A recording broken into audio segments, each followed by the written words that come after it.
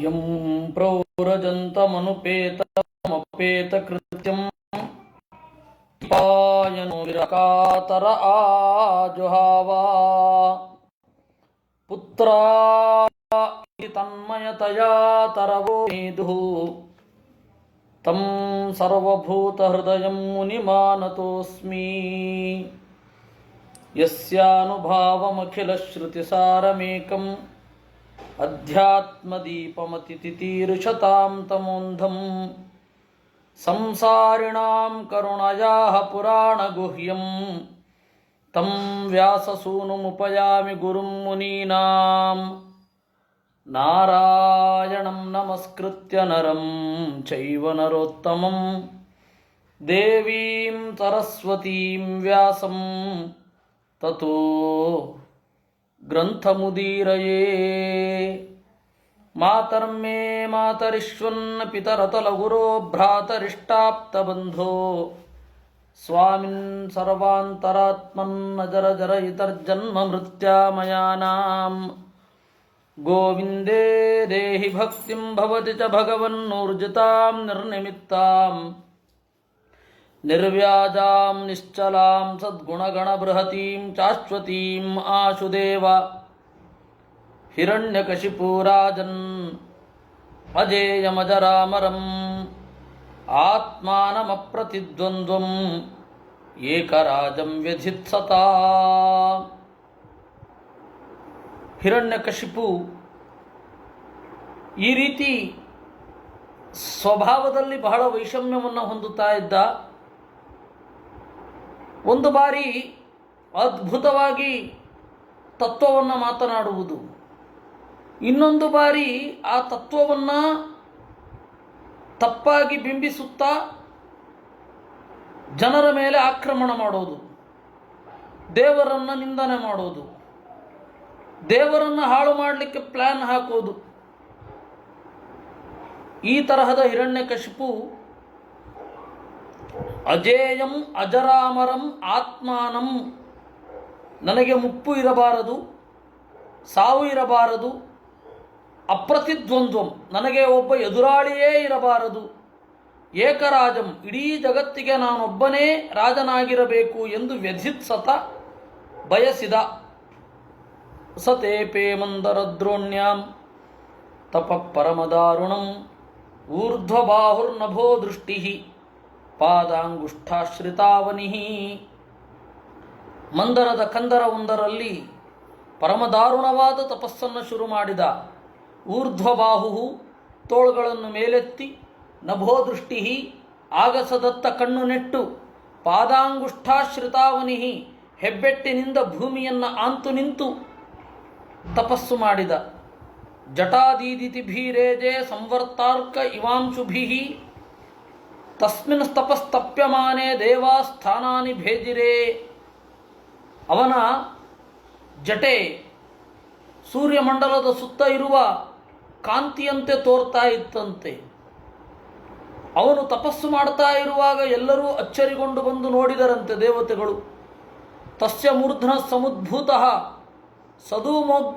ಸಧೂಮ್ರೋಗ್ನಿಸ್ತಪೋಮಯಃ ತಿರ್ಯಗುರುತ್ವ ಮಧೋಲೋಕಾನ್ ಅತಪದ್ ವಿಶ್ವಗೀರಿತಃ. ಅವನ ತಲೆಯಿಂದ ಹೊಗೆ ಹೊರಟಿತು. ಆ ಪರಿ ತಪಸ್ಸು. ಸಧೂಮ್ರಃ ಅಗ್ನಿ, ಹೊಗೆಯಿಂದ ಕೂಡಿರುವಂತಹ ಬೆಂಕಿ ಕೆಳಗಡೆ ಮೇಲ್ಗಡೆ ಆಚೆ ಈಚೆಯ ಲೋಕಗಳನ್ನೆಲ್ಲ ಹಬ್ಬಿ ಬಿಸಿ ಮಾಡಿತು ಎಲ್ಲವನ್ನೂ ಕೂಡ. ಅಂದರೆ ಅವನ ತಪಸ್ಸು ಜನರಿಗೆ ಮುಂದೆ ಹಾನಿಕರ ಅಂತ ಹೇಳಲಿಕ್ಕೆ ಇದೆಲ್ಲ ಸೈನ್ಗಳು. These are the indications. ಯಾರ್ಯಾರು ತಪಸ್ಸು ಮಾಡಿ, ಏಕೆಂದರೆ ಎಷ್ಟು ಜನ ತಪಸ್ಸು ಮಾಡಿರ್ತಾರೆ, ಇವನೊಬ್ಬನೇ ಅಲ್ಲ, ಎಷ್ಟು ಜನ ತಪಸ್ಸು ಮಾಡಿರ್ತಾರೆ. ಆ ಎಲ್ಲ ತಪಸ್ಸುಗಳು ಹೀಗಾಗತ್ತಾ? ಇಲ್ಲ. ಆದರೆ ಆ ಮನಸ್ಸಿನ ದೌಷ್ಟ್ಯ ಅನ್ನೋದು ಯಾವ ರೀತಿ ಪರಿಣಾಮ ಬೀರುತ್ತೆ ಸುತ್ತಮುತ್ತಲೂ ಅಂತ ಹೇಳಿ. ಮನಸ್ಸಿನ ಮೇಲೆ ಪರಿಣಾಮ ಏನು ಬೀರುತ್ತಲ್ಲ, ಅದು ಅವರ ಮನಸ್ಸು ಆ ತರಹ ಇದ್ದರೆ, ಎದುರುಗಡೆ ಇರುವವರ ಮನಸ್ಸು ಆ ತರಹ ಇದ್ದರೆ ಎದುರುಗಡೆ ಇರುವವರ ಮನಸ್ಸು ತೀವ್ರವಾಗಿ ಕ್ರೂರವಾಗಿ ಇತ್ತು ಅಂತಂದರೆ ಅಲ್ಲಿ ಕೂತ್ಕೊಳ್ಳಿಕ್ಕಾಗಲ್ಲ. ಆ ರೀತಿ ತಿರ್ಯಗೂರ್ಧ್ವ ಮಧೋಲೋಕಾನ್ ಅತಪದ್ ವಿಶ್ವಗೀರಿತಃ ಚುಕ್ಷುಭುರ್ನದ್ಯುದನ್ವಂತಹ ಸದ್ವೀಪಾದ್ರಿಶ್ಚಚಾಲ ಭೂ ನಿಪೇತು ಸಗ್ರಹಾಸ್ತಾರಾ ಜಜ್ವಲುಶ್ಚ ದಿಶೋ ದಶ. ನದಿಗಳು, ಸಮುದ್ರಗಳು ಉಲ್ಲೋಲ ಕಲ್ಲೋಲಗೊಂಡವು. ಅಲ್ಲೋಲ ಕಲ್ಲೋಲ ಅಂತನ್ನಬಾರದು, ಶುದ್ಧ ಪ್ರಯೋಗ ಅಲ್ಲ, ಉಲ್ಲೋಲ ಕಲ್ಲೋಲ ಅಂತ. ಅಲುಗಾಡಿ ಅಸ್ತವ್ಯಸ್ತ ಆದವು ಅಂತ ಅರ್ಥ. ಬೆಟ್ಟಗಳು, ನಡುಗಡ್ಡೆಗಳು ಇವುಗಳಿಂದ ಕೂಡಿರುವ ಭೂಮಿ ಗಡಗಡ ನಡುಗಿತು. ನಿಪೇತು ಸಗ್ರಹ ಸ್ತಾರಾಹ, ಅನೇಕ ತಾರೆಗಳು ಬಿದ್ದವು, ಗ್ರಹಗಳು ಬಿದ್ದವು, 10 ದಿಕ್ಕುಗಳಲ್ಲಿ ಕೊಳ್ಳಿ ಇಟ್ಟಂತಾಯಿತು. ಜಜ್ವಲುಶ್ಚ ದಿಶೋ ದಶ ತೇನ ತಪ್ತ ದಿವಂ ತ್ಯಕ್ತ್ವಾ ಬ್ರಹ್ಮಲೋಕಂ ತುರಾತುರಾಹ ಯಯುಸ್ಸುರಾಹ ಧಾತ್ರೆ ವಿಜ್ಞಾಪಯಾಮಾಸುಹು ದೇವದೇವ ಜಗತ್ಪತೆ. ಆ ಬೆಂಕಿಯನ್ನು ತಾಳಲಾರದೆ ಎಲ್ಲ ದೇವತೆಗಳು ಸ್ವರ್ಗವನ್ನು ತೊರೆದು ತಮ್ಮ ತಮ್ಮ ಲೋಕವನ್ನು ತೊರೆದು ಬ್ರಹ್ಮಲೋಕದ ಕಡೆಗೆ ಹೋದರಂತೆ.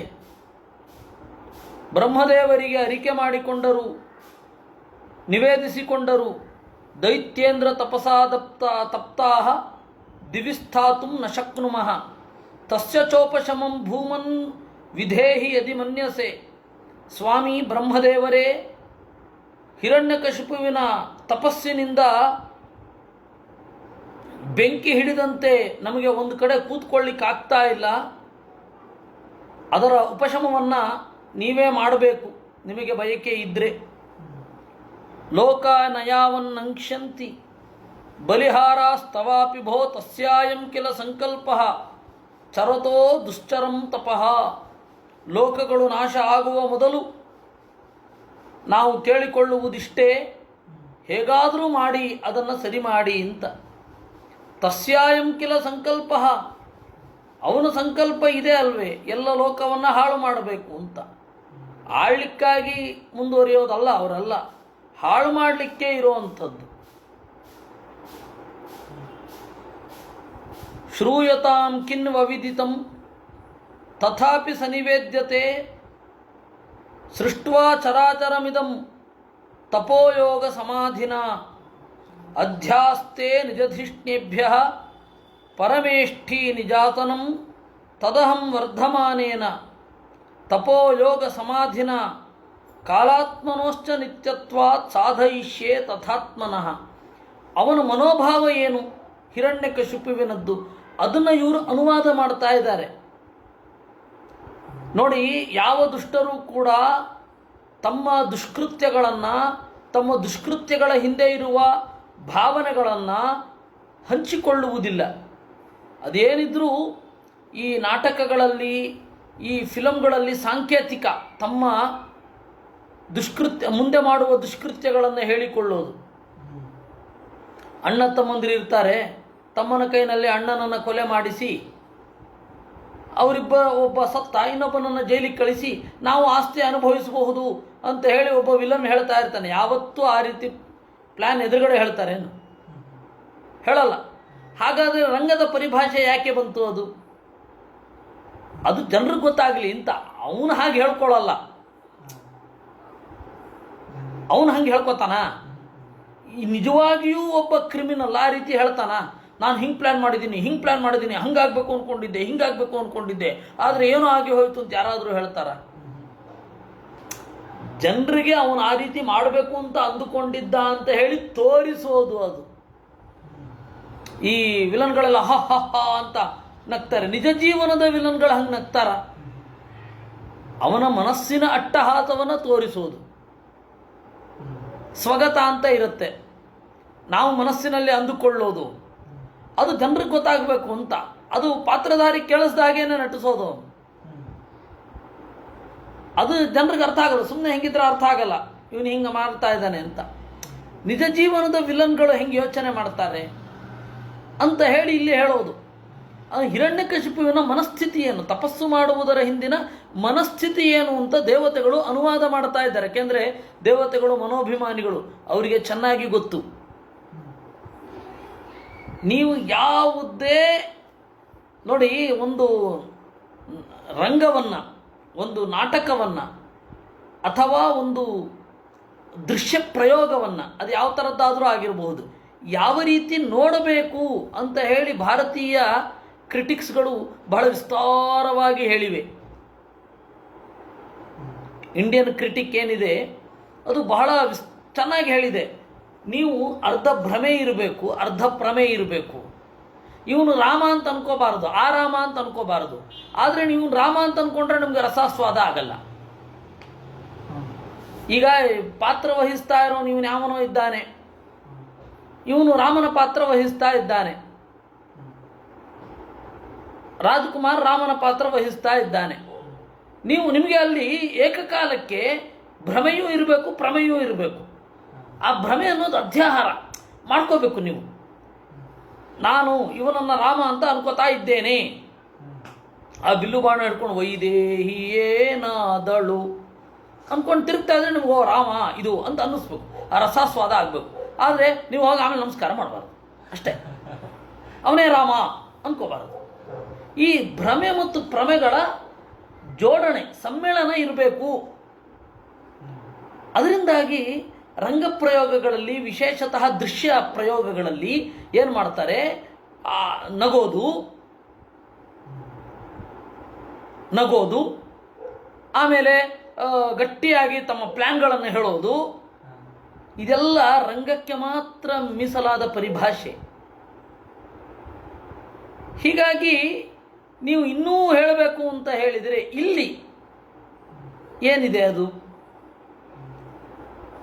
ವೇದವ್ಯಾಸರ ಕಥೆಯಲ್ಲಿ ಈ ತರಹದ ಪರಿಭಾಷೆಗಳೆಲ್ಲ ಇಲ್ಲ. ಅಲ್ಲಿ ನೀವು ದುರ್ಯೋಧನ ಹ ಹ ಹ ನಕ್ಕ ಅಂತ ಅಲ್ಲಿ ಬರೀತಾರ? ಎಷ್ಟು ಪೊಲೈಟ್ ಆಗಿ ಮಾತನಾಡ್ತಾನೆ, ಎಷ್ಟು ಲಾಜಿಕಲ್ ಆಗಿ ಮಾತನಾಡ್ತಾನೆ.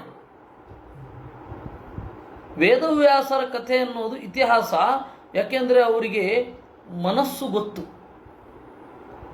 ಆತ್ಮನ ತತ್ವಜ್ಞಾನಗಳು ಗೊತ್ತು, ಆತ್ಮನ ಬದಲಾವಣೆಗಳು ಗೊತ್ತು. ಹೀಗಾಗಿ ಅವರು ಸರ್ವಜ್ಞರು. ಅವರು ಬರೆದಿದ್ದು ಸರಿ. ಆದರೆ ನಾಟಕ ಬರೆಯುವವರು ಸರ್ವಜ್ಞರಲ್ಲ, ಅವರು ಏನೋ ಮಾಡ್ಕೊಂಡು ಬರೆದಿರ್ತಾರೆ. ಅನಿವಾರ್ಯ ಕೆಲವೊಂದು ಆ ತರಹದ ಸಂಗತಿಗಳಿರ್ತದೆ. ಈ ಹಿನ್ನೆಲೆಯಲ್ಲಿ ದೇವತೆಗಳು ಹಿರಣ್ಯಕಶಿಪುವಿನ ಮನಸ್ಸಿನ ಒಳಗಡೆಯ ಪರಿಭಾಷೆಯನ್ನು ಹೇಳ್ತಾರೆ. ಅವನು ಯಾವತ್ತೂ ಹೇಳ್ಕೊಂಡಿಲ್ಲ ನನಗೆ ಹೀಗಾಗಬೇಕು ಅಂತಿದೆ ಅಂತ. ಅದನ್ನು ಹೇಳ್ತಾರೆ. ಅವನು ಏನು ಅಂದ್ಕೊಂಡಿದ್ದಾನೆ, ಏನು ಅಂದುಕೊಂಡಿದ್ದಾನೆ ಹಿರಣ್ಯಕಶಿಪು, ಏನು ಅಂದುಕೊಂಡು ತಪಸ್ಸು ಮಾಡ್ತಾ ಇದ್ದಾನೆ, ಏನು ಅಂದ್ಕೊಂಡು ತಪಸ್ಸು ಮಾಡ್ತಾ ಇದ್ದಾನೆ. ಶ್ರೂಯತಾಂ ಕಿನ್ ಅವಧಿತಂ ತಥಾಪಿ ಸನ್ನಿವೇದ್ಯತೆ. ಬ್ರಹ್ಮದೇವರೇ, ಹಿರಣ್ಯಕಶಿಪುವಿನ ಒಳಮನಸ್ಸಿನ ಬಗೆಗೆ, ಒಳಬಗೆಯ ಬಗೆಗೆ ನಮಗಿಂತ ಚೆನ್ನಾಗಿ ನಿಮಗೆ ಗೊತ್ತು. ಆದರೂ ಕೂಡ ನಾವು ನಿವೇದನೆ ಮಾಡ್ತೇವೆ. ನಮ್ಮ ಮನಸ್ಸು ತಡಿತಾ ಇಲ್ಲ, ಅದಕ್ಕೆ ನಿವೇದನೆ ಮಾಡ್ತೇವೆ. ಸೃಷ್ಟ್ವಾ ಚರಾಚರಮಿದಂ ತಪೋಯೋಗ ಸಮಾಧಿನ. ನನ್ನ ತಪಸ್ಸಿನಿಂದ, ನನ್ನ ಜ್ಞಾನದಿಂದ, ನನ್ನ ಧ್ಯಾನದಿಂದ ಈ ಪ್ರಪಂಚವನ್ನು ಸೃಷ್ಟಿ ಮಾಡ್ತೇನೆ. ಈ ಪ್ರಪಂಚವನ್ನು ಈಗಾಗಲೇ ಸೃಷ್ಟಿ ಮಾಡಿ ಒಬ್ಬ ಇದ್ದಾನೆ, ಪರಮೇಷ್ಠಿ ಬ್ರಹ್ಮದೇವರು. ಅಂದರೆ ನಿಮ್ಮ ಬಗ್ಗೆ ಅವನು ಅಂದುಕೊಂಡಿರೋದು. ನಿಜಾಸನಂ ಅಧ್ಯಾಸ್ತೆ. ಪರಮೇಷ್ಠಿ ಅಂತಂದರೆ ಅವನಿಗಿಂತ ಉತ್ತಮರಾದವರು ಬೇರೆಯವರು ಇಲ್ವೇ ಇಲ್ಲ ಅಂತ. ಪರಮೇಷ್ಠಿ.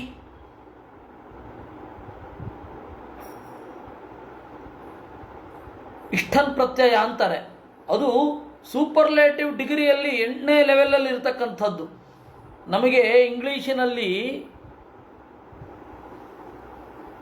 ಗುಡ್, ಬೆಟರ್, ಬೆಸ್ಟ್ ಮಾತ್ರ ಗೊತ್ತು. ಅಂದರೆ 3 ಸೂಪರ್ಲೇಟಿವ್ ಡಿಗ್ರೀಸ್ 3 ನಮಗೆ. ಸಂಸ್ಕೃತದಲ್ಲಿ 8 ಹೇಳ್ತಾರೆ. ಅದನ್ನು ಛಂದೋಗ ಉಪನಿಷತ್ತಿನಲ್ಲಿ ನಿರೂಪಣೆ ಮಾಡ್ತಾರೆ. ಪರಮ, ಪರಾರ್ಧ್ಯ, ರಸತಮ, ಪರಾರ್ಧ್ಯ ರಸತಮ, ಪರಮೇಷ್ಠಿ.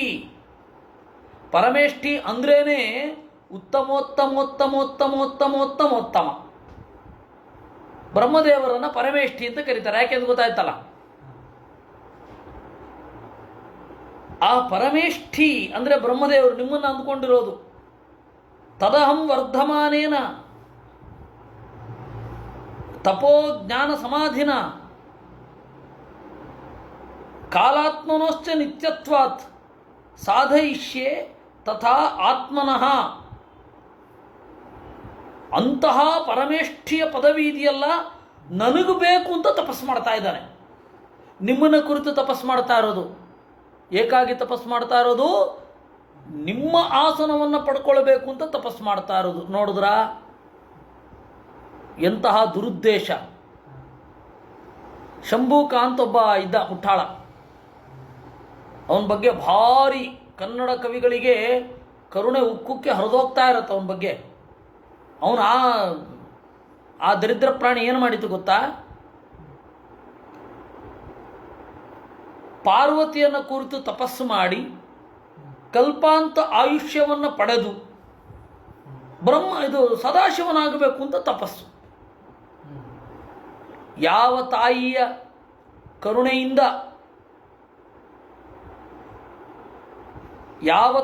ಕರುಣೆಯಿಂದ ಈ ಪರಮೇಷ್ಠಿ ಪದವನ್ನು ಭೋಗಿಸ್ತಾ ಇದ್ದಾನೋ, ಪರಮಾಯುಷ್ಯವನ್ನು ಭೋಗಿಸ್ತಾ ಇದ್ದಾನೋ, ಅದೇ ತಾಯಿಯ ಗಂಡನಾಗಬೇಕು ಅನ್ನುವ ಬಯಕೆ. ಶಂಭೂಕನಿಗೆ ಪೂರ್ವಜ ಇವನು ಹಿರಣ್ಯಕಶಿಪು, ಅವನು ಮಾಡೆಲ್ ಇವನು. ಯಾರನ್ನು ಕುರಿತು ತಪಸ್ಸು ಮಾಡ್ತಾ ಇರೋದು? ಬ್ರಹ್ಮದೇವರನ್ನು ಕುರಿತು. ಆಗಬೇಕು ಅಂತಿರೋ ಟಾರ್ಗೆಟ್, ಅವನ ಟಾರ್ಗೆಟ್ ಏನದು? ನಾನು ಬ್ರಹ್ಮದೇವರಾಗಬೇಕು ಅಂತ. ತಪಸ್ಸಿನಿಂದ, ಜ್ಞಾನದಿಂದ, ಧ್ಯಾನದಿಂದ ಬ್ರಹ್ಮದೇವರು ಎತ್ತರಕ್ಕೆ ಏರಿ ಸೃಷ್ಟಿ ಮಾಡಬೇಕು ಅಂತ ಇದ್ದಾರೆ. ನಾನೂ ಕೂಡ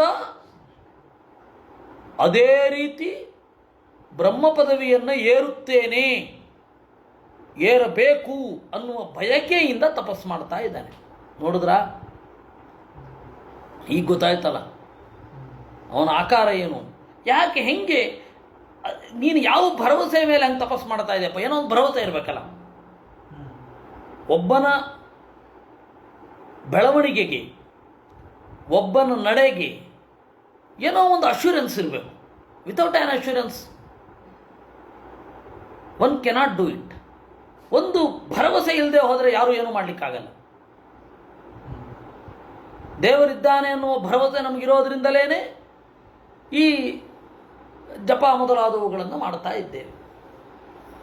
ದೇವರಿದ್ದಾನೆ ಅಂತ ಭರವಸೆ ಒಬ್ಬನಿಗೆ ಶೇಕ್ ಆಗಲಿಕ್ಕೆ ಶುರು ಆಯಿತು ಅಂದರೆ ಅವನು ಜಪ ಗೊಂದಲಕ್ಕೊಳಗಾಗ್ತಾನೆ. ಒಬ್ಬ ಅದ್ರ ಬಗ್ಗೆ ತಲೆನೇ ಕೆಡಿಸ್ಕೊಳ್ಳೋಲ್ಲ. ಒಬ್ಬನಿಗೆ ಏನೋ ಒಂದು ಭರವಸೆ ಬೇಕು.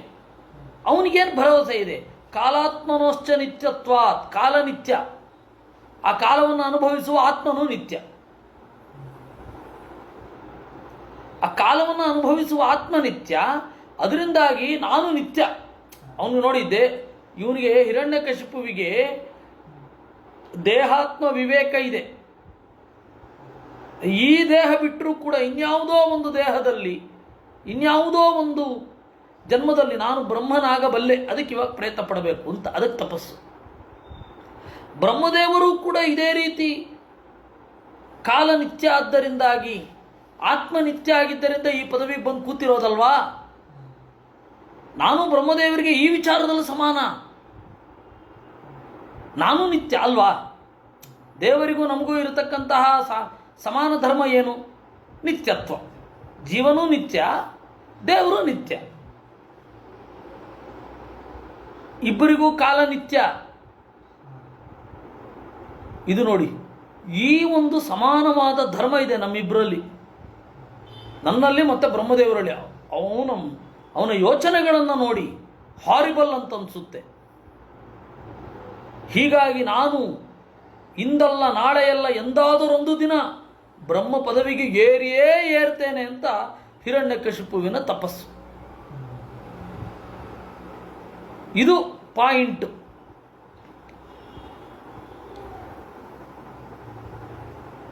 ಇದನ್ನ ನಿರೂಪಣೆ ಮಾಡೋದು. ಬ್ರಹ್ಮದೇವರು ತಪಸ್ಸಿನಿಂದ ಧ್ಯಾನದಿಂದ ಎತ್ತರವನ್ನು ಏರಿದರು ಅಂತ ಹಿರಣ್ಯಕಶಿಪು ಅಂದುಕೊಂಡು ನಾನು ಹಾಗೆ ಮಾಡಬೇಕು ಅಂತ ಹೋಗ್ತಾ ಇದ್ದಾನೆ. ನಮಗೆ ಇಲ್ಲಿ ಬರೋ ಪ್ರಶ್ನೆ, ಹಿರಣ್ಯಕಶಿಪು ಸರಿಯಾಗಿ ಯೋಚನೆ ಮಾಡಿದ್ದಾನೆ ಅಲ್ವಾ? ಬ್ರಹ್ಮದೇವರು ಜ್ಞಾನ ಧ್ಯಾನ ಇತ್ಯಾದಿಗಳಿಂದ ಎತ್ತರಕ್ಕೆ ಏರಿ ಏನನ್ನು ಮಾಡ್ತಾ ಇದ್ದಾರೆ? ಸಾಧನೆ ಮಾಡ್ತಾ ಇದ್ದಾರೆ. ನಮಗೆ ಬಂದಿರೋ ಪ್ರಶ್ನೆ ಏನು ಅಂದರೆ, ನಾವು ಹಿರಣ್ಯಕಶಿಪುವಿನ ಆಲೋಚನೆಯಲ್ಲಿ ಯಾವುದನ್ನು ಸ್ವೀಕಾರ ಮಾಡಬೇಕು? ಇದನ್ನು ಆಚಾರ್ಯರು ಹೇಳೋದು.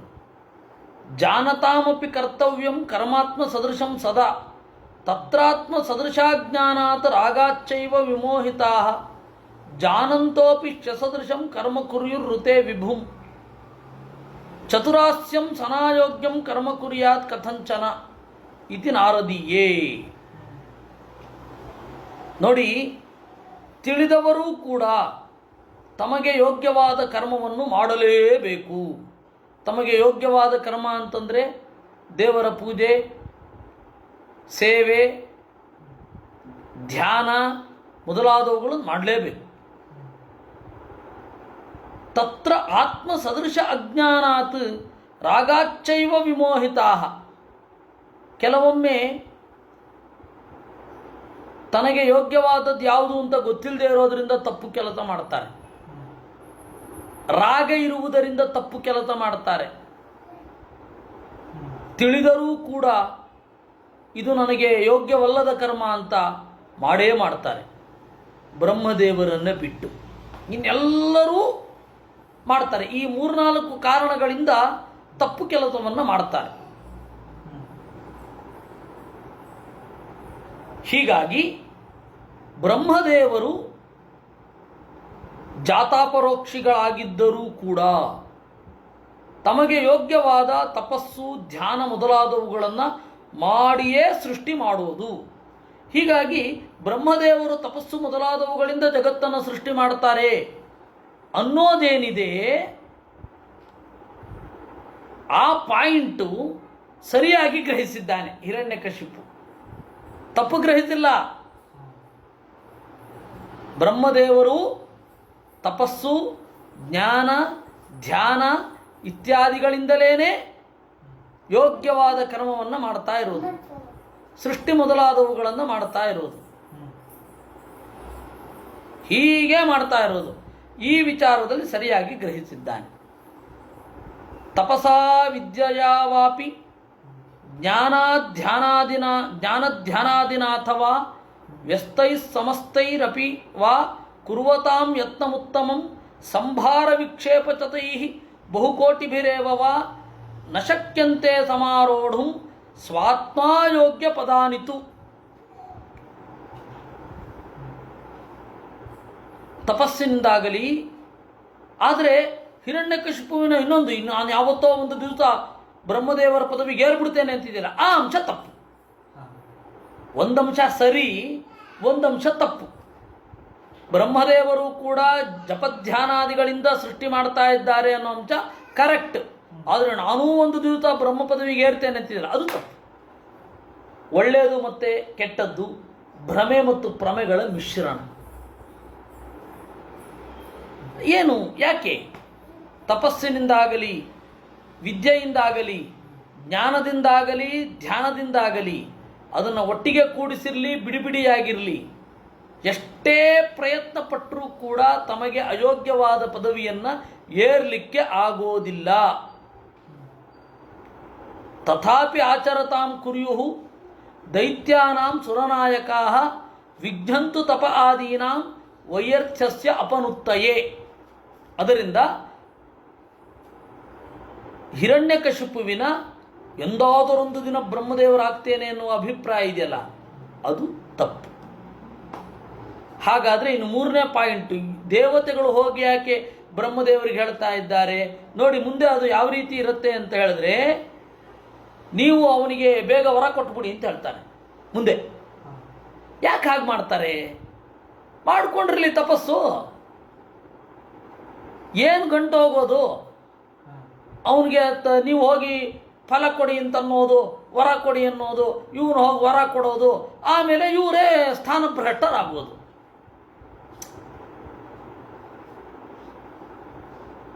ಕಲ್ ತಗೊಂಡು ಕಾಲ ಮೇಲೆ ತಗೊಂಡಾಗ್ತಾನೆ ಇದು ದೇವತೆಗಳದು. ಯಾಕಪ್ಪ ಹೇಳಬೇಕಿತ್ತು? ಬ್ರಹ್ಮದೇವ್ರಿಗೆ ಹೇಳದೆ ಹೋಗಿದ್ದಿದ್ರೆ ಬ್ರಹ್ಮದೇವ್ರಿಗೆ ಇನ್ನೊಂದು ಸ್ವಲ್ಪ ದಿವಸ ಅವನು ತಪಸ್ಸು ಮುಂದುವರಿಸ್ಲಿಂದ ಬಿಡ್ತಾ ಇದ್ರು. ಅವನಿಗೆ ನೀನು ಅವಧ್ಯನಾಗು, ಅವನು ಹೇಳಿದ್ನಲ್ಲ, ಎಲ್ಲ ಕ್ಲಾಸ್ಗಳನ್ನು ಹಾಕಿದ್ನಲ್ಲ, ಹೀಗಿರಬಾರ್ದು, ಹಾಗಿರಬಾರ್ದು, ಅದಿರಬಾರ್ದು, ಇದಿರಬಾರ್ದು, ಅವರಾಗಿರಬಾರ್ದು, ಇವರಾಗಿರಬಾರ್ದು, ಇಲ್ಲಿರಬಾರ್ದು, ಅಲ್ಲಿರಬಾರ್ದು ಅಂತೆಲ್ಲ ಇಷ್ಟುದ್ದಲ್ಲಿ ಇಷ್ಟು ಹೇಳ್ತಾನೆ. ನೋಡಿ, ಬ್ರಹ್ಮದೇವರು ಅವನು ಮುಂದೆನೇ ಹೋಗದೆ ಇರ್ತಿದ್ರೆ ವರ ತಗೊಳ್ಳೋದು ತಪ್ತಿತ್ತ?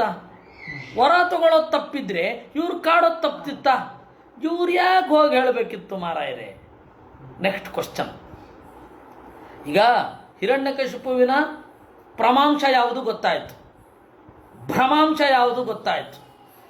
ಇವ್ರು ಯಾಕೆ ಹೋಗಲ್ಲಿ ಇರಲಾರದವ ಇರುವೆ ಬಿಟ್ಟುಕೊಂಡ ಅಂತ ಒಂದು ಗಾದೆ ಉಂಟು. ಎಲ್ಲಿ? ಕನ್ನಡದಲ್ಲಿ. ಇನ್ನೊಂದು ಗಾದೆಯೂ ಉಂಟು ಕನ್ನಡದಲ್ಲಿ. ಸುಮ್ಮನಿದ್ದ ಶಂಖಾನ ಊದಿ ಕೆಡಿಸಿದನಂತೆ ಮಂಕುದಾಸ ಅಂತ. ಸುಮ್ಮನಿದ್ದ ಶಂಖಾನ ಊದಿ ಕೆಡಿಸಿದನಂತೆ ಮಂಕುದಾಸ. ಸುಮ್ಮನೆ ಇರಬಾರ್ದೇನು ಅಂತ ಹೇಳಿ ಇಷ್ಟು ಪ್ರಶ್ನೆ ಬಂದರೆ ಆಚಾರ್ಯದ ಉತ್ತರ ಕೊಡ್ತಾರೆ. ಅವರ ತಪಸ್ಸಿಗೆ ಫಲ ಕೊಡದೆ ಹೋದರೆ ಓಹ್, ತಪಸ್ಸಿಗೇನೆ ಫಲ ಇಲ್ಲ ಅಂತ ಜನ ಅಂದ್ಕೊಂಡ್ಬಿಡ್ತಾರೆ. ಅದರಿಂದಾಗಿ ತಪಸ್ಸಿಗೆ ಫಲ ಸಿಗಬೇಕು, ಆದರೆ ತಪಸ್ಸಿನ ಪರಮಫಲ ಏನಿದೆ ಅದು ಸಿಗಬಾರದು. ಪರಮಫಲ ಏನು? ನಾನು ಬ್ರಹ್ಮದೇವರಾಗಬೇಕು ಅನ್ನೋದು. ಆ ಬ್ರಹ್ಮದೇವರಾಗಬೇಕು ಅಂತನ್ನುವ ಬಯಕೆಯನ್ನು ಡಿಸ್ಟಾರ್ಟ್ ಮಾಡಿಬಿಟ್ರು. ಬ್ರಹ್ಮದೇವರು ಪ್ರತ್ಯಕ್ಷರಾಗಿ ಏನು ಬೇಕು ನಿನಗೆ ಅಂತ. ಅವನು ಬುದ್ಧಿ ಕೆಟ್ಟೋಯ್ತು, ವರ ಕೇಳ್ಬಿಟ್ಟ. ನನಗೇನು ವರ ಬೇಕಿಲ್ಲ ಅನ್ಬಾರ್ದೆ? ನನಗೇನು ವರ ಬೇಕಿಲ್ಲ, ನಾನು ಬ್ರಹ್ಮ ಪದವಿಯನ್ನು ಏರಲಿಕ್ಕೆ ತಪಸ್ಸು ಮಾಡ್ತಾ ಇದ್ದೇನೆ. ಆ ಬ್ರಹ್ಮದೇವರು ಬಂದು ನಿನಗೇನು ವರ ಬೇಕು ಅಂತ ಕೇಳಿದ್ರೆ ಬ್ರಹ್ಮದೇವರಿಗಿಂತ ನಾನು ಕೆಳಗಡೆ ಇರ್ತೀನಿ ತಾನೆ. ಬ್ರಹ್ಮದೇವರಿಗಿಂತ ಕೆಳಗಡೆ ಇರ್ತೇನೆ, ಬ್ರಹ್ಮದೇವರ ಮೇಲ್ಗಡೆ ಇರಲ್ಲ, ಅಥವಾ ಬ್ರಹ್ಮದೇವ್ರಿಗೆ ಸಮನಾಗಿರಲ್ಲ. ಅದು ತಲೆಗೆ ಹೋಗಲಿಲ್ಲ. ನೋಡಿ, ಹೀಗಿರುತ್ತೆ ಸೂಕ್ಷ್ಮಗಳು. ಇದು ಸೂಕ್ಷ್ಮ. ಆಚಾರ್ಯರು ಹೇಳೋದು ಈ ಪಾಯಿಂಟಲ್ಲಿ.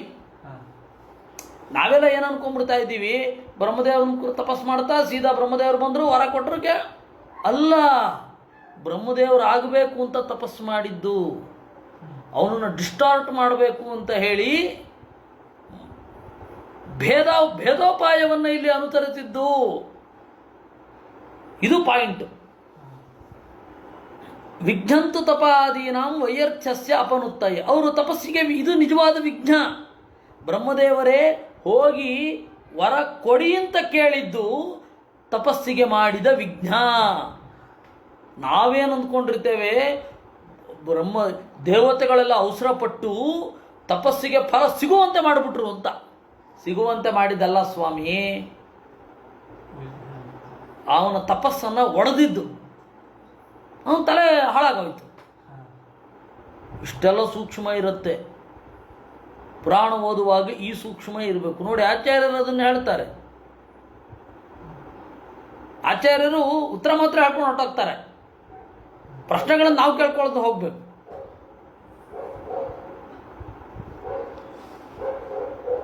ಅನ್ಯಥೇದಂ ವಿದಾಸ್ಯೇಹಂ ಅಯಥಾಪೂರ್ವ ಮೋಜಸ ಕಿಮನ್ಯೈ ಕಾಲ ನಿರ್ಧೂತೈ ಕಲ್ಪಾಂತೈರ್ ವೈಷ್ಣವಾದಿಭಿ. ಇನ್ನೂ ಇದೆ ಅವನ ಭ್ರಮೆಗಳು. ಅನ್ಯಥಾ ಇದಂ ವಿಧಾಸ್ಯೇ, ಈ ಜಗತ್ತನ್ನೇ ತಾರುಮಾರಾಗಿ ಮಾಡ್ತೇನೆ, ಈ ಜಗತ್ತಿನ ಬೇಸಿಕ್ ಪ್ರಿನ್ಸಿಪಲ್ಸನ್ನೇ ಬದಲಾಯಿಸಿ ಬಿಡ್ತೇನೆ. ಒಳ್ಳೆಯದಕ್ಕೆ ಒಳ್ಳೆಯ ಫಲ, ಕೆಟ್ಟದ್ದಕ್ಕೆ ಕೆಟ್ಟ ಫಲ. ಹೀಗೆ ಅನ್ಯಥಾ ಇದಂ ವಿಧಾಸ್ಯೇ, ಈ ನಿಯಮಗಳನ್ನೆಲ್ಲ ಪುಡಿ ಪುಡಿ ಮಾಡಿಬಿಡ್ತೇನೆ. ಎಲ್ಲನೂ ಉಲ್ಟಾ. ಒಳ್ಳೆಯದಕ್ಕೆ ಕೆಟ್ಟ ಫಲ, ಕೆಟ್ಟದ್ದಕ್ಕೆ ಒಳ್ಳೆಯ ಫಲ, ಎಲ್ಲಿಂದ ಶುರು ಆಗತ್ತೆ ಅದು? ಇಡೀ ಸಮಗ್ರ ಭಾಷೆಯ ಅಭಿಪ್ರಾಯ, ಭಾಷೆಯ ನಡವಳಿಕೆ, ನೀತಿ, ಜಗತ್ತಿನ ಮೂಲಭೂತವಾದ ತತ್ವಗಳನ್ನೇ ಬದಲಾಯಿಸ್ಬಿಡ್ತೀನಿ. ಇದು ನನ್ನ ತಪಸ್ಸಿನ ಫಲ ಅಂತ ಅವನು ಅಂದ್ಕೊಂಡಿದ್ದಾನೆ. ಅನ್ಯಥಾ ಇದಂ ವಿಧಾಸ್ಯೇ ಅಯಥಾ ಪೂರ್ವ ಮೋಜಸ, ಮೊದಲಿದ್ದಂತೆ ನಾನು ಸೃಷ್ಟಿ ಮಾಡೋಲ್ಲ. ನೋಡಿ, ವೇದಕ್ಕೆ ವಿರುದ್ಧ. ವೇದ ಏನು ಹೇಳುತ್ತೆ? ಧಾತಾ ಯಥಾ ಪೂರ್ವಮ ಕಲ್ಪಯತ್ತನಂತೆ. ಈ ಅನಂತ ಕಾಲದಿಂದ, ಅನಾದಿ ಕಾಲದಿಂದ ಅನಂತ ಕಾಲದವರೆಗೂ ಏನಂತ ಇದೆ? ಹೀಗೆಯೇ ಇರಬೇಕು ಅಂತ ಇದೆ. ಸೂರ್ಯ ಹುಟ್ಟುವ ಕಾಲವನ್ನು ಬೆಳಗ್ಗೆ ಅಂತ ಕರಿಬೇಕು, ಸೂರ್ಯ ತನ್ನ ಕಿರಣವನ್ನು ಉಪಸಂಹಾರ ಮಾಡಿಕೊಳ್ಳೋದನ್ನು ರಾತ್ರಿ ಅಂತ ಕರಿಬೇಕು. ಈ ಪರಿಭಾಷೆಯನ್ನೇ ಬದಲಾಯಿಸಿಬಿಡ್ತೇನೆ. ಆಯಾ ಪದಗಳಿಗೆ ವಾಚ್ಯವನ್ನೇ ಬದಲಾಯಿಸಿ ಬಿಡ್ತೇನೆ. ಎಲ್ಲಕ್ಕೂ ಮೂಲಭೂತವಾದ ನೀತಿಯ ಪಂಚಾಂಗವನ್ನೇ ಉಲ್ಟುಲ್ಟಾ ಮಾಡಿಬಿಡ್ತೇನೆ. ಈ ತರಹ ಚಿಂತನೆ. ಅನ್ಯಥಾ ಇದಂ ವಿಧಾಸ್ಯೆ ಅಯಥಾ ಪೂರ್ವಂ, ವೇದವನ್ನೇ ಬದಲಾಯಿಸಿಬಿಡ್ತೇನೆ. ನಾನು ಜಗದಧೀಶ ಆಗೋದು ಯಾಕೆ ಅಂತಂದ್ರೆ ವೇದವನ್ನು ಉಲ್ಟಾ ಮಾಡಲಿಕ್ಕೆ, ವೇದಕ್ಕೆ ವಿರುದ್ಧವಾಗಿ ಸೃಷ್ಟಿ ಮಾಡಲಿಕ್ಕೆ. ಈ ಬ್ರಹ್ಮದೇವನಿಗೆ ತಲೆ ಸಮ ಇಲ್ಲ. ವೇದಕ್ಕೆ ಅನುಗುಣವಾಗಿ ಸೃಷ್ಟಿ ಮಾಡ್ತಾ ಇದ್ದಾನೆ, ವೇದಕ್ಕೆ ವಿರುದ್ಧವಾಗಿ ಸೃಷ್ಟಿ ಮಾಡ್ತೇನೆ ಅಂತ ಅವನು. ಕಿಮನ್ಯೈ ಕಾಲ ನಿರ್ಧೂತೈ ಕಲ್ಪಾಂತೈ ವೈಷ್ಣವಾದಿಭಿ. ಕಾಲದಿಂದ ಪುಡಿಪುಡಿಯಾಗುವ ಬ್ರಹ್ಮದೇವರ ಸೃಷ್ಟಿ ಹಿಂದೇನು? ಎಲ್ರಿ ಇದೆ ಬ್ರಹ್ಮದೇವರ ಸೃಷ್ಟಿ ಅಂತ. ವೈಷ್ಣವಾದಿಭಿ ಹಿಂತಿದೆಯಲ್ಲ. ವೈಷ್ಣವ ಅಂದ್ರೆ ಬ್ರಹ್ಮದೇವರು. ಬ್ರಹ್ಮದೇವರಿಂದ ಆದಿ ಹುಟ್ಟಿರುವಂಥದ್ದು, ಬ್ರಹ್ಮದೇವರಿಂದ ಹುಟ್ಟಿದ ಕಾಲಕ್ಕೆ ಅನುಗುಣವಾಗಿ ನಡೆಯುವ ಎಲ್ಲ ಕ್ರಿಯೆಗಳನ್ನು ಪುಡಿ ಮಾಡಿಬಿಡ್ತೇನೆ ಅಂತ. ಹೇಗೆ ಒಂದು ಪ್ಲಾನ್. ಕಿಮನ್ಯೈ ಕಾಲ ನಿರ್ಧೂತೈ ಕಲ್ಪಾಂತೈ ವೈಷ್ಣವಾದಿಭಿ. ವೈಷ್ಣವ ಆದಿಭಿ ಅನ್ನೋದಕ್ಕೆ ಮಧ್ವಾಚಾರ್ಯರ ಅರ್ಥ ಬ್ರಹ್ಮ ನಿರ್ಮಿತೈ ಅಂತ ಅರ್ಥ. ಇಲ್ಲ ಅಂದರೆ ನಮಗೇನು ಅರ್ಥ ಆಗ್ತಾ ಇತ್ತು ಗೊತ್ತಾ? ಆಚಾರ್ಯರು ಬಂದು ಹೇಳದೆ ಹೋಗಿದ್ದಿದ್ರೆ ವಿಷ್ಣು ಲೋಕ ಮೊದಲಾದವುಗಳೆಲ್ಲ ಅನಿತ್ಯ, ಅದನ್ನು ಕಟ್ಕೊಂಡು ಏನು ಮಾಡೋದು? ಎಲ್ಲಿಂದ ಎಲ್ಲಿಗೆ ಸಂಬಂಧ? ನೋಡಿ, ಈಗ ಸಂಬಂಧ ಇದೆ. ಅನ್ಯಥಾ ಇದಂ ವಿಧಾಸ್ಯ ಅಂತ ಸೃಷ್ಟಿ ಇದೆ. ನಾನು ಈ ಸೃಷ್ಟಿಯನ್ನೇ ಬೇರೆ ರೀತಿಯಾಗಿ ಮಾಡಿಬಿಡ್ತೇನೆ ಅಂತ. ಸೃಷ್ಟಿಯನ್ನೇ ಬೇರೆ ರೀತಿಯಾಗಿ ಮಾಡಲಿಕ್ಕೆ ಆಗದೇ ಇರೋ ಹಾಗೆ ಏನು ಪ್ರಾಬ್ಲಮ್ ಇರೋದು? ಇದು ಬ್ರಹ್ಮದೇವರ ಸೃಷ್ಟಿ ಹೀಗಿದೆ. ಈ ಬ್ರಹ್ಮದೇವರ ಸೃಷ್ಟಿಗೆ ವಿರುದ್ಧವಾಗಿ ಸಾಕ್ತೇನೆ ಅನ್ಬೇಕಾದ್ರೆ ಬ್ರಹ್ಮದೇವರನ್ನು ಅವನು ಅಟ್ಯಾಕ್ ಮಾಡಬೇಕು, ಬ್ರಹ್ಮದೇವರನ್ನ ಟ್ಯಾಕಲ್ ಮಾಡಬೇಕು ಅಲ್ವಾ? ಬ್ರಹ್ಮದೇವರನ್ನ ಟ್ಯಾಕಲ್ ಮಾಡಬೇಕಾದ್ರೆ ಎಲ್ಲಿದೆ ಇಲ್ಲಿ? ವೈಷ್ಣವ ಆದಿಭಿ. ಯಾಕೆ ಅಂದರೆ ಒಂದು ಶಬ್ದ ನಿರ್ಣಯ ಅಂತ ಒಂದು ಲೆಕ್ಸಿಕನ್ ಇದೆ, ಕೋಶ. ಅದು ಅತ್ಯಂತ ಪ್ರಾಚೀನವಾದ ಕೋಶ. ಈಗಿನ ಯಾವ ಕೋಶವೂ ಕೂಡ ಇಲ್ಲ, ಪ್ರಾಚೀನ ಅಲ್ಲ. ಕೆಲವೊಂದೆಲ್ಲ ಚೆನ್ನಾಗಿರೋದಿದೆ. ಇವಾಗ ಭಾಸ್ಕರ ವಿಬುಧ ಅವನ ನಾನಾರ್ಥ ಕೋಶ ಇದೆ, ಬಹಳ ಸೊಗಸಾಗಿ ಇದೆ, ಪರವಾಗಿಲ್ಲ, ಹತ್ತಿರ ಇದೆ. ಅದನ್ನ ಇಟ್ಕೊಂಡು ರಾಮಾಯಣ ಮಹಾಭಾರತಗಳನ್ನು ಓದಿದ್ರೆ ಅರ್ಥ ಆಗುತ್ತೆ. ಕೆಲವೊಂದು ಲೆಕ್ಸಿಕನ್ಗಳಿದೆ, ಅದನ್ನು ಓದಿದ್ರೆ ಮಹಾಭಾರತ ಅರ್ಥ ಆಗೋದ್ರೆ ಅಪಾರ್ಥ ಆಗೋಗುತ್ತೆ. ನಾವು ಲೆಕ್ಸಿಕನ್ಗಳನ್ನು ಕೂಡ ತಾಳೆ ಮಾಡ್ಕೊಂಡು ಓದಬೇಕು.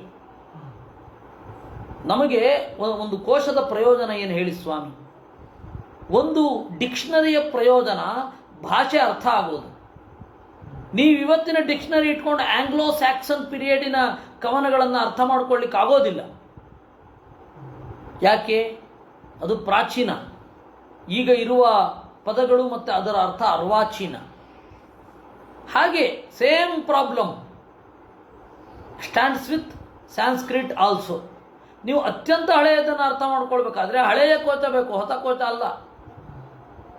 ಸರಿ, ಹಳೆ ಕೋಶದಲ್ಲಿ ಏನಿದೆ ಅದನ್ನು ಆಚಾರ್ಯರು ಕೊಟ್ಟು ಮಾಡ್ತಾರೆ. ಬ್ರಹ್ಮ ಸ್ವಯಂಭೂರ್ ಗೃಹಿಣ ವೈಷ್ಣವ ಶತಭುಕ್ತಥ. ಬ್ರಹ್ಮ ನಾಲ್ಮುಗನ ಹೆಸರು. ಸ್ವಯಂಭೂ, ಸ್ವಯಂ ಅಂದರೆ ನಾರಾಯಣ, ನಾರಾಯಣನಿಂದ ಹುಟ್ಟಿದವ. ದೃಹಿಣ ವೈಷ್ಣವ. ನೋಡಿ, ವೈಷ್ಣವ ಅನ್ನೋದು ಬ್ರಹ್ಮದೇವರ ಎಕ್ಸ್ಕ್ಲೂಸಿವ್ ನೇಮ್. ಶತಭುಕ್, ಶತಾನಂದ, ಪೂರ್ಣವಾದ ಜೀವರಲ್ಲಿ ಪೂರ್ಣವಾದ ಆನಂದ ಇರುವವ. ಅದರಿಂದಾಗಿ ವೈಷ್ಣವ. ಆದಿ ಅಂದರೆ ಕಾರಣ. ಅರ್ಥ ಆಯ್ತಾ? ವೈಷ್ಣವಾದಿಭಿ, ಬ್ರಹ್ಮದೇವರಿಂದ ಸೃಷ್ಟವಾದ ಈ ಪ್ರಪಂಚ ಕಾಲ ನಿರ್ಧೂತ. ಕಾಲ ಆಗ್ತಿದ್ದ ಹಾಗೆ it will disappear after some time. ನಾನು ಇದಕ್ಕೆ ತದ್ವಿರುದ್ಧವಾಗಿ ಸೃಷ್ಟಿ ಮಾಡುತ್ತೇನೆ. ಹಿಂದೆ ಎಂದೂ ಇರಬಾರದು ಆ ಥರ ಸೃಷ್ಟಿ ಮಾಡಿಬಿಡ್ತೇನೆ. ಏನೇನು ಮಾಡುವುದು ನೀವೇ ಊಹಿಸ್ಕೊಳ್ಳಿ.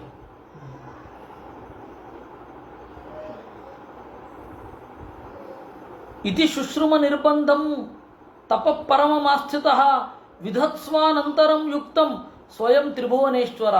ಈ ರೀತಿಯಾದ ಆಗ್ರಹವನ್ನು ಅವನಿಟ್ಟುಕೊಂಡಿದ್ದಾನೆ. ಇತಿ ಶುಶ್ರುಮ ನಿರ್ಬಂಧಂ, ನಿರ್ಬಂಧ ಅಂತಂದ್ರೆ ಆಗ್ರಹ. ಈ ಆಗ್ರಹವನ್ನು ಇಟ್ಟುಕೊಂಡು ತಪಸ್ಸು ಮಾಡುತ್ತಾ ಇದ್ದಾನೆ. ಅದರಿಂದಾಗಿ ಬ್ರಹ್ಮದೇವರೇ ಇದಕ್ಕೆ ಯೋಗ್ಯವಾದ ಕ್ರಿಯೆಯನ್ನ ತಾವೇ ಮಾಡಬೇಕು. ತವಾಸನಂ ಹಿ ಜಗತಾಂ ಪಾರಮೇಷ್ಠ್ಯಂ ಜಗತ್ಪತೆ ಭವಾಯ ಶ್ರೇಯಸೇ ಭೂತ್ಯೈ ಕ್ಷೇಮಾಯ ವಿಜಯಾಯ ಚ. ಸ್ವಾಮಿ, ತವ ಆಸನಂ, ನೀನು ಈ ದೊಡ್ಡ ಸ್ಥಾನದಲ್ಲಿ ಕುಳಿತಿದ್ದೀಯ.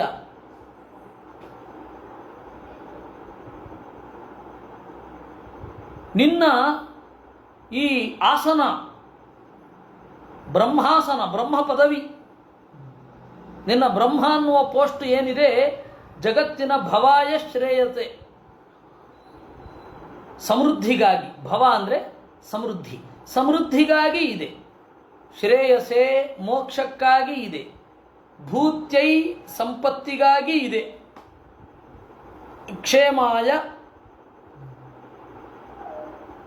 ದೇವರು ಕೊಟ್ಟಿದ್ದನ್ನು ಪಾಲನೆ ಮಾಡಲಿಕ್ಕಾಗಿ ಇದೆ. ನೀನು ಬ್ರಹ್ಮನಾಗಿರೋದು, ಬ್ರಹ್ಮ ಪದವಿಯಲ್ಲಿ ಕುಳಿತಿರೋದು ಯಾಕೆ? ದೇವರಿಂದ ಪಡೆದದ್ದನ್ನು ಪಾಲನೆ ಮಾಡಲಿಕ್ಕೆ. ವಿಜಯಾಯ ಉತ್ಕರ್ಷ, ಕಾಮಾದಿ ಶತ್ರು ಜಯ. ದೃಢ ಅನ್ನೋದಕ್ಕೆ ಹಲವಾರು ಅರ್ಥ ಇದೆ. ಅವನಿಗೆ ಯಾರೂ ಕೂಡ ದ್ರೋಹ ಮಾಡಲಿಕ್ಕೆ ಆಗೋದಿಲ್ಲ ಅನ್ನೋ ಅರ್ಥದಲ್ಲಿ ದೃಢ ಅಂತ ಹೇಳ್ತಾರೆ. ಮತ್ತು ಅದು ಮುಂದೆ ಒಂದು ಕಡೆ ವಿವರಿಸಲಿಕ್ಕೆ ಆಗತ್ತೆ, ಅದಕ್ಕೆ ನಾನು ಇಲ್ಲಿ ಸುಮ್ಮನಾಗಿದ್ದೆ. ತಥಾಚ ದೃಢ ಅಂತ ಅವನನ್ನು ಕರೀತಾರೆ. ಇನ್ನೊಂದು 2-3 ಅರ್ಥ ಇದೆ. ಇಲ್ಲಿ ನಾವು ಕಥೆಯ ಓಘದಲ್ಲಿದ್ದೇವೆ.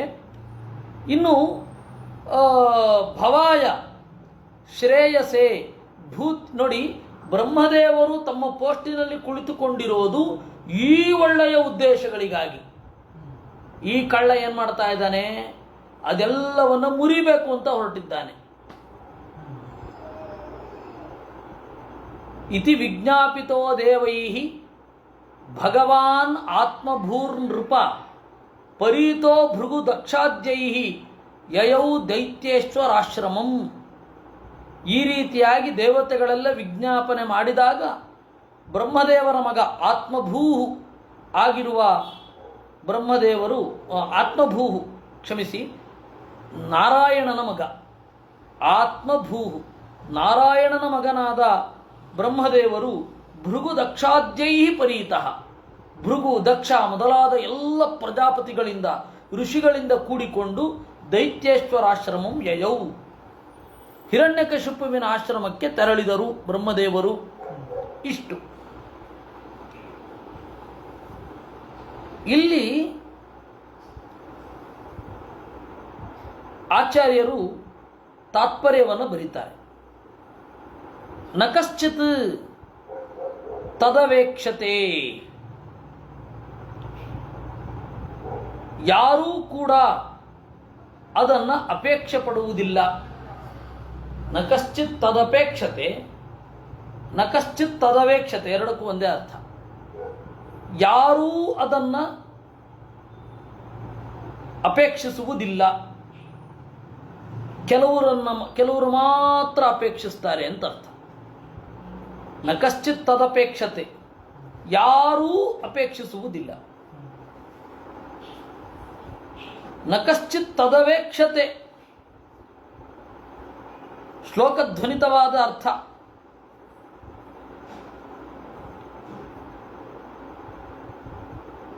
ಶ್ಲೋಕಧ್ವನಿತವಾದ ಅರ್ಥ ಯಾರೂ ಬಯಸುವುದಿಲ್ಲ. ಯಾರನ್ನು ಬಿಟ್ಟು? ಮಧುಕೈಟಭಯೋಶ್ಚೈವ ಹಿರಣ್ಯಾದೇಸ್ತಥೈವ ಚ ನಾನ್ಯೋ ಬ್ರಹ್ಮಪದಂ ವಾಂಛತಿ ರುಜೂನ್ ಯೋಗ್ಯಾನ್ ವಿನಾ ಕ್ವಚಿತ್ ತತಃ ಶ್ರೇಯಾಂಸಿ ವಾಂಛಂತಿ ನತು ತತ್ಪದಮಾಪ್ತವೇ ಇತಿ ಬ್ರಹ್ಮಾಂಡೇ. ಮಧು ಅನ್ನುವ ಅಸುರ, ಕೈಟಭ ಅನ್ನುವ ಅಸುರ, ಹಿರಣ್ಯಕಶಿಪು ಈ ತರಹದ ಬೆರಳೆಣಿಕೆಯ ಪ್ರಾಣಿಗಳನ್ನು ಬಿಟ್ಟು ಇನ್ನು ಯಾರೂ ಕೂಡ ಬ್ರಹ್ಮ ಪದವಿಯನ್ನು ಬಯಸುವುದಿಲ್ಲ. ಇವರೆಲ್ಲ ಅಯೋಗ್ಯರು. ಯೋಗ್ಯರಾದವರು ರುಜುಗಳು, ಅವ್ರು ಬಯಸಿದ್ರೆ ತಪ್ಪಿಲ್ಲ. ಅದರಿಂದ ಅವರೆಲ್ಲ ರುಜುಗಳೇ ತಾನೆ. ಆ 100 ಜನರಿಗೆ ಯೋಗ್ಯವೇ. ಅದಕ್ಕೆ ರುಜುಗಳು ಅಂತ ಹೇಳಿದ್ದು. ರುಜುಗಳು ಅವರು ಬಯಸಬೇಕು, ದೇವರ ಅಣತಿ, ಬಯಸಿ ತಪಸ್ಸು ಮಾಡಬೇಕು. ಅವರಿಗೆ ದೋಷ ಇಲ್ಲ, ಏಕೆಂದರೆ ದೇವರ ಸಂಕಲ್ಪ ಇದೆ. ರುಜುಗಳು ಇದನ್ನು ಬಯಸಿ ತಪಸ್ಸು ಮಾಡಿ ಇದನ್ನು ಪಡೆಯಲಿ. ಹಿರಣ್ಯಕಶಿಪು ಮೊದಲಾದವರೆಲ್ಲ ಅಯೋಗ್ಯರು, ಅವರು ಹಂಗೆ ತಪಸ್ಸು ಮಾಡಬಾರದು, ಆದರೆ ಮಾಡಿ ಕೆಳಗಡೆ ಹೋಗ್ತಾರೆ. ಈ ಹಿನ್ನೆಲೆಯಲ್ಲಿ ತತಶ್ರೇಯಾಂಸಿ ವಾಂಛಂತಿ, ಬೇರೆ ಜ್ಞಾನಿಗಳು ದೇವತೆಗಳೆಲ್ಲ ಅದರಿಂದ ಬ್ರಹ್ಮ ಪದವಿಯಿಂದ ಅಥವಾ ಬ್ರಹ್ಮದೇವರಿಂದ ಒಳ್ಳೆಯದಾಗಲಿ ಅಂತ ಬಯಸ್ತಾರೆ ವಿನಃ ಬ್ರಹ್ಮದೇವರೇ ಆಗ್ಬಿಡಬೇಕು ಅಂತ ಬಯಸಲ್ಲ. ಎಷ್ಟು ವ್ಯತ್ಯಾಸ ಇದೆ. ಭವೋ ವೃದ್ಧಿ ಸಮುದ್ದಿಷ್ಟ ಶ್ರೇಯೋ ಮೋಕ್ಷ ಉದಾಹೃತಃ. ಇನ್ನು ಭವಾಯ ಶ್ರೇಯಸೆ ಭೂತ್ಯೈ ಕ್ಷೇಮಾಯ ವಿಜಯಾಯ ಚಾಂತಿದೆ. ಅದಕ್ಕೆ ಅರ್ಥವನ್ನು ಆಚಾರ್ಯರು ಶಬ್ದ ನಿರ್ಣಯ ಅನ್ನುವ ಕೋಶದ ಮೂಲಕ ಕೊಟ್ಟರು. ನಾನು ಆಗಲೇ ಅರ್ಥ ಹೇಳಿದ್ದು ಈ ಶಬ್ದ ನಿರ್ಣಯಕ್ಕೆ ಅನುಗುಣವಾಗಿ, ಅಂದರೆ ಆಚಾರ್ಯರ ಭಾಷ್ಯಕ್ಕೆ ಅನುಗುಣವಾಗಿ. ಭವೋ ವೃದ್ಧಿ ಸಮುದ್ದಿಷ್ಟ. ಭವಃ ಅಂತಂದರೆ ವೃದ್ಧಿ, ಶ್ರೇಯೋ ಮೋಕ್ಷ ಉದಾಹೃತಃ, ಶ್ರೇಯಸ್ಸು ಅಂದರೆ ಮೋಕ್ಷ. ವೃದ್ಧಸ್ಯ ಪುನರಹರಾಸೋ ಭೂತಿರಿತ್ಯೇವ ಶಬ್ದತೆ. ಬೆಳೆದದ್ದು ನಾಶವಾಗದಂತೆ ಇದ್ರೆ ಅದನ್ನು ಭೂತಿ ಅಂತ ಕರೀತಾರೆ. ಇಷ್ಟು ಇದರ ಒಟ್ಟು ತಾತ್ಪರ್ಯವನ್ನ ಆಚಾರ್ಯರು ಹೇಳ್ತಾರೆ. ಸಕಾಮಂತು ತಪಕ್ರೂರಂ ಲೋಕಾನಾಂ ಕ್ಷೋಭಕೃತ್ ಭವೇತ್. ಯಾರಾದರೊಬ್ಬ ದೈತ್ಯ ಕಾಮನಾಪೂರ್ವಕವಾಗಿ ಕ್ರೂರವಾದ ತಪಸ್ಸು ಮಾಡ್ತಾ ಇದ್ರೆ ಜನರಿಗೆ ಕಷ್ಟ ಆಗತ್ತೆ. ಅವನು ಅಷ್ಟು ಬಲಿಷ್ಠನಲ್ಲದೆ ಹೋದರೆ ಮಾನಸಿಕ ಕ್ಷೋಭೆ ಆಗತ್ತೆ. ಅವನು ಬಲಿಷ್ಠನಾಗಿದ್ದರೆ ದೈಹಿಕ ಕ್ಷೋಭೆ ಆಗತ್ತೆ. ಇಡೀ ಪ್ರಪಂಚದ ನಿಯಮಗಳೆಲ್ಲ ಉಲ್ಟಾ ಆಗ್ತದೆ. ಇತರ ಚಾಂತಯೇ ಸರ್ವಲೋಕಾನಾಂ ಭವತಿ ಧ್ರುವಂ. ಬೇರೆಯವರು ಯೋಗ್ಯವಾದ ನಿಷ್ಕಾಮವಾದ ತಪಸ್ಸು ಮಾಡ್ತಾ ಇದ್ದರೆ ಜಗತ್ತಿಗೆ ಸಂತೋಷ ಆಗುತ್ತೆ. ಇವಾಗ ವಸಿಷ್ಠರು ವಾಮದೇವ ಮೊದಲಾದ ಋಷಿಗಳೆಲ್ಲ ಮಾಡ್ತಾರೆ, ಸಂಕಟ ಆಗಲ್ಲ ಯಾರಿಗೂ ಕೂಡ. ಯಾಕೆ? ಅದು ಯೋಗ್ಯ. ಇವ್ರು ಮಾಡಿದ್ರೆ ಯಾಕೆ ತೊಂದರೆ ಆಗುತ್ತೆ? ಅಯೋಗ್ಯ.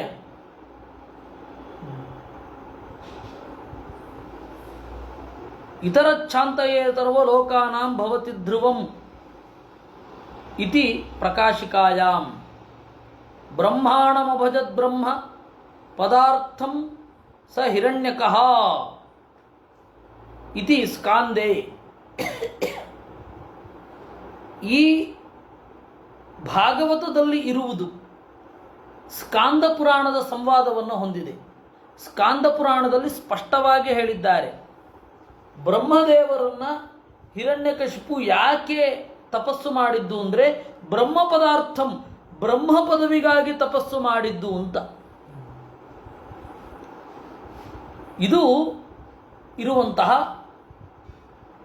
ತಥ್ಯ. ಈ ತಥ್ಯವನ್ನು ತೆರೆದಿಟ್ಟು ಅವನ ತಪಸ್ಸು ಯಾಕಾಗಿ ಇದೆ ಬ್ರಹ್ಮ. ಇಲ್ಲಾಂದ್ರೆ ನೋಡಿ, ನೀವು ಕಥೆಯ ಮೇಲ್ನೋಟವನ್ನು ನೋಡ್ತಾ ಹೋಗಿ. ಹಿರಣ್ಯಕಶಿಪು ತಪಸ್ಸು ಮಾಡಿದ್ದು ಬ್ರಹ್ಮದೇವರನ್ನ. ಆ ಹಿರಣ್ಯಕಶಿಪುವಿನ ಅಭಿಪ್ರಾಯವನ್ನು ಹೇಳಿದ್ದು ದೇವತೆಗಳು. ಯಾರ ಹತ್ರ? ಬ್ರಹ್ಮದೇವರ ಹತ್ರ. ಏನಂತ ಹೇಳಿದ್ರು? ನಿನ್ನ ಪದವಿಯನ್ನು ಅವನು ಬಯಸ್ತಾ ಇದ್ದಾನೆ ಅಂತ. ಅದಕ್ಕೆ ಬ್ರಹ್ಮದೇವರು ಎದ್ದಾಗ ಅವನಿಗೆ ವರ ಕೊಟ್ಬಿಟ್ರು. ಏನು ಹೇಳಿದಾಗಾಯ್ತು?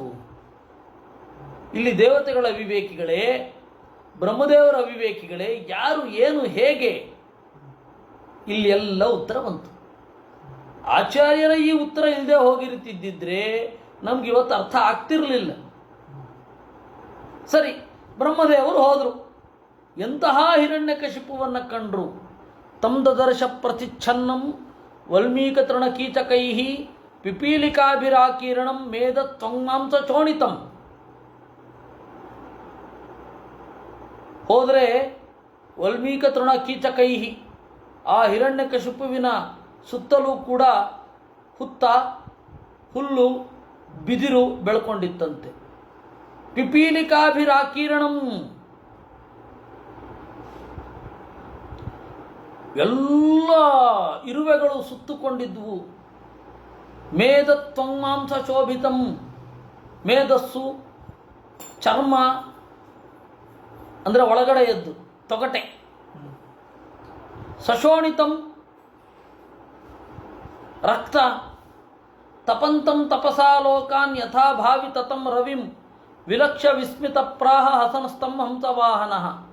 ಇಷ್ಟಾದರೂ ಕೂಡ ತಪಸ್ಸು ಮಾಡ್ತಾ ಇರುವ ಹಿರಣ್ಯಕಶಿಪುವನ್ನು ಕಂಡು ಅಚ್ಚರಿಗೊಂಡು ಹಂಸವಾಹನ ಆಗಿರುವ ಬ್ರಹ್ಮದೇವರು ನಗುತ್ತಾ ನುಡಿದರು. ಏನು ನುಡಿದರು ಅನ್ನೋದನ್ನು ನಾಳೆ ನಾವು ನೋಡೋಣ. ಈವಾಗ ಎಲ್ಲರೂ ಅನುಭವಿಸುತ್ತಿರುವ ಕೊರೋನಾ ಯಾವುದೋ ಅಯೋಗ್ಯನ ತಪಸ್ಸಿನ ಪರಿಣಾಮ ಅಂತ ಊಹಿಸಬಹುದೇ ಅಂತ ನಮ್ಮ ದಿಲೀಪ ರತ್ನಾಕರರು ಪ್ರಶ್ನೆ ಕೇಳಿದ್ದಾರೆ.